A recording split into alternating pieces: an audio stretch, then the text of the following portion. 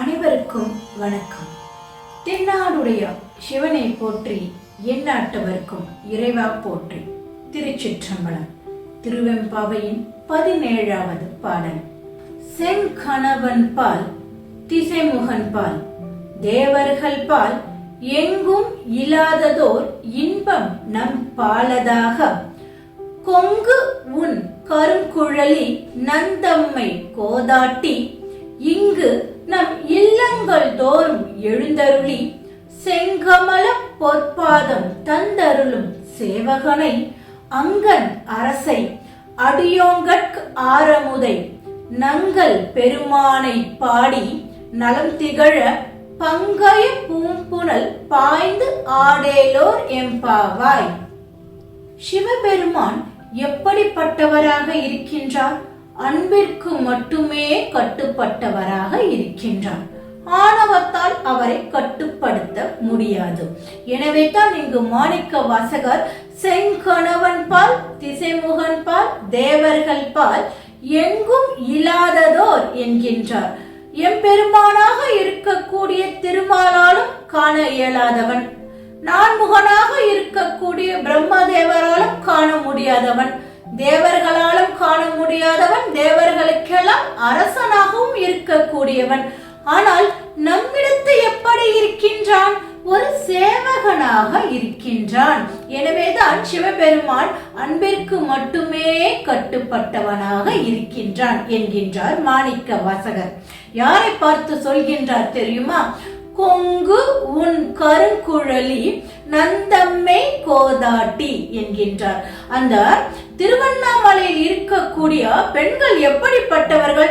வண்டுகள் எல்லாம் ஆர்ப்பரிக்கக்கூடிய, மனம் கமழக்கூடிய, மலர்களை சூடி இருக்கக்கூடிய பெண்களே, எம்பெருமான் எப்படி இருக்கின்றான் தெரியுமா? அன்பிற்கு ஆளானவனாக இருக்கின்றான். பொதுவாக நம்முடைய ஆன்மீக சான்றோர்கள் ஒரு விஷயத்தை சொல்வதுண்டு. ஒரு பிரம்மதேவரினுடைய ஆயுள் காலத்திற்குள் 5 லட்சத்திற்கும் மேற்பட்ட இந்திரர்களுடைய ஆயுள் காலம் அடங்குமா? ஒரு திருமாலினுடைய ஆயுள் காலத்திற்குள் பல லட்சம் பிரம்மதேவர்களினுடைய ஆயுள் காலம் அடங்குமா? ஒரு ருத்ரனின் ஆயுள் காலத்திற்குள் பல லட்ச திருமாலினுடைய ஆயுள் காலம் அடங்குமாம். ஆனால் சிவன் எப்பொழுதுமே நிலைத்திருக்க கூடியது. அந்த சிவன் தான் ருத்ரத்தை வழங்குகின்றது என்றாலும் கூட சிவனானது எப்பொழுதுமே நிலையாக இருக்கக்கூடியது என்கின்றார்கள். அந்த சிவம் அன்பிற்கு மட்டுமே அடிப்படையாக இருக்கின்றது. எனவேதான் 63 நாயன்மார்களை ஆட்கொள்வதற்காக அவர்களுடைய அன்பிற்கு கட்டுப்பட்டு ஒவ்வொருவர் வீட்டிற்கும் ஓடி ஓடி சென்று அவர்களுடைய அருள் கொடையை உலகிற்கு அர்ப்பணித்ததாம். அப்பேற்பட்ட சிவபெருமானினுடைய அன்பிற்கு காரணமாக இருக்கக்கூடிய ஒரு விஷயம் இருக்கின்றது. மதுரையை அரிமர்த்தன பாண்டியன் ஆட்சி செய்து கொண்டிருந்தார். இப்பொழுது இந்த திருவெம்பாவையை பாடிக்கொண்டிருக்கக்கூடிய மாணிக்க வாசகர் இருக்கின்றார் அல்லவா? அவருடைய அருளை வெளிப்படுத்துவதற்காக சிவபெருமான் ஒரு திருவிளையாடல் செய்கின்றார். அரிமர்த்தன பாண்டியன் மாணிக்க வாசகரை வைகை மணலில் மண்டியிட செய்த பொழுது எம்பெருமான் பாண்டிய மன்னனுக்கு பாடம் புகட்டுவதற்காக ஒரு சாதாரண தொழிலாளியாக வருகின்றார். வைகையில் வெள்ளம் பெருக்கெடுத்து ஓடிக்கொண்டிருக்கின்றது.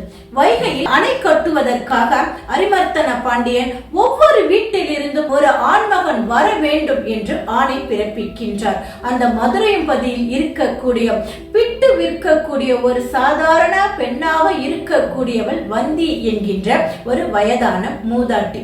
இப்பொழுது சிவபெருமான் வருகின்றார். அந்த வந்தி என்னும் மூதாட்டி எப்படிப்பட்டவள் தெரியுமா? அவளுக்கு குழந்தை பேரு கிடையாது.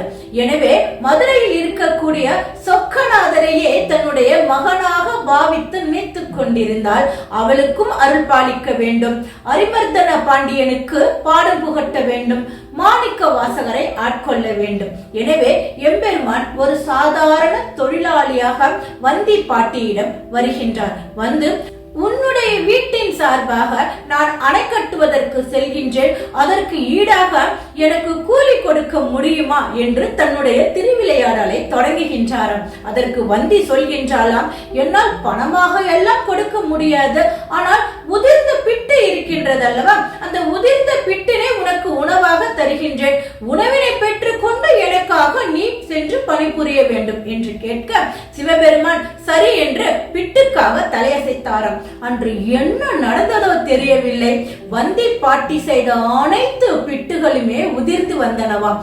உடனே வந்தி பாட்டி, எனக்கு இன்று பசிதான் மிச்சம், உனக்கு பாக்கியம் என்று சொல்லிக்கொண்டே உதிர்ந்த அனைத்து பிட்டுகளையும் எம்பெருமானுக்கு கொடுக்க எம்பெருமான் அனைத்தையும் உண்டு விட்டு வைகையில் வேலை செய்வதாக கூறி அங்கு வேலை செய்யாமல் ஏமாற்றிக் கொண்டிருந்தாராம்.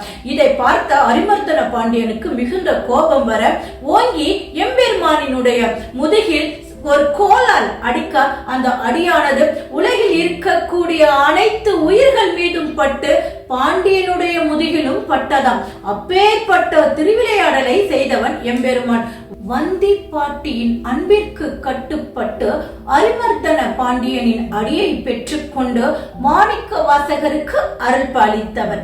எனவே அன்பிற்கு மட்டுமே எம்பெருமான் கட்டுப்படுவானே தவிர ஆணவத்திற்கும் அகங்காரத்திற்கும் கட்டுப்பட மாட்டான். எனவே தான் இங்கு மாணிக்க வாசகர் சொல்கின்றார், கொங்கு உன் கருங்குழலி நந்தம்மை கோதாட்டி இங்கு நம் இல்லங்கள் தோறும் எழுந்தருளி செங்கமல பொற்பாதம் தந்தருளும் சேவகனை.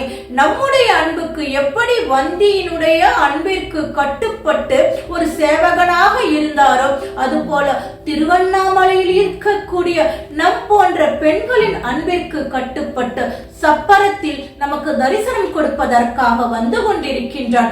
எம்பெருமானை பாராமல் இன்னும் உறங்கிக் கொண்டிருப்பதில் என்ன நியாயம் என்கின்றார் மாணிக்க வாசகர். இங்கு நம் இல்லங்கள் தோறும் எழுந்தருளி செங்கமல பொற்பாதம் தந்தருளும் சேவகனை, அங்கன் அரசை, அழகிய கண்களை உடையவனாக இருக்கக்கூடியவனே, அடியோங்கற்கு ஆரமுதை, அடியோர்களுக்கெல்லாம் அமுதமாக இருக்கக்கூடியவன். நான் முன்பு சொன்னேன் அல்லவா, அந்த வந்தியினுடைய கதையினை இன்றைய காலகட்டத்திலும் ஆவணி மாதம் வரக்கூடிய அந்த மூல நட்சத்திரத்தில் பிட்டுக்கு மண் சுமந்த கதை என்பது வரலாறாக மாறி புராண கதையாக இன்றளவும் மதுரையில் ஒரு திருவிழாவாக கொண்டாடப்படுகின்றது.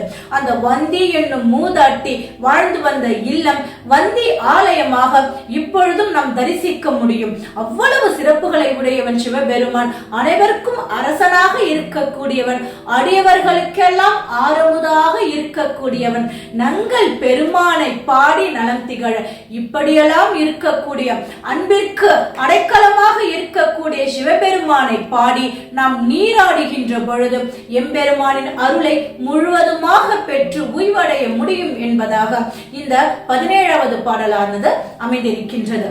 மீண்டும் 18வது பாடலில் சந்திப்போம். நன்றி, வணக்கம்.